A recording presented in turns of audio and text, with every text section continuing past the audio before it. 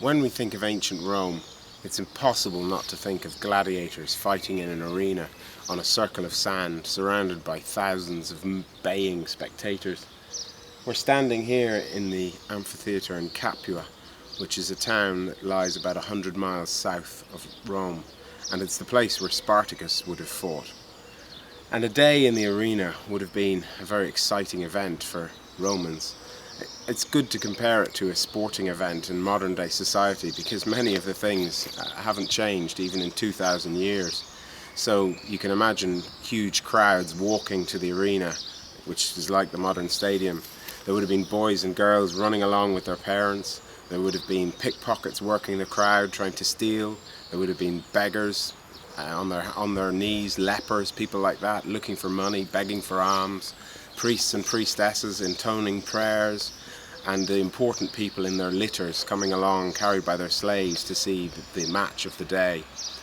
When they arrived at the arena, they usually had tickets, and they went in through different archways. You can see that on the outside had numbers, so they all knew where to go.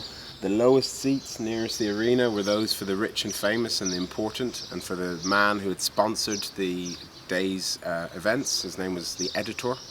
And the poorer people that went further and further up, so the very poorest sat at the top, and so did the women. There would have been cloth awnings over the richest people to prevent the sun making them too hot. There would have been musicians playing fanfares for the arrival of the important people. And the day's event started with things like beast hunts. And it's not just what you would have thought of, tigers, lions and so on. They used to use smaller animals as well, so it was common for hares to be hunted with dogs and men. They hunted antelope, giraffe, zebra, and creatures like that. They used to chain bulls to bears and make them fight. And when there'd be an interlude, they would have public executions of criminals. So people would be dragged out into the centre of the arena, tied up to posts perhaps, and torn to pieces by leopards, crucified, or in more inventive ways of killing them. They would sometimes erect, there was a famous criminal who had lived on a mountain from where he'd robbed people, so they erected a false mountain, and underneath it were cages full of wild beasts, and he was made to climb the mountain, which collapsed on top. He fell down into the cages and was killed by the animals.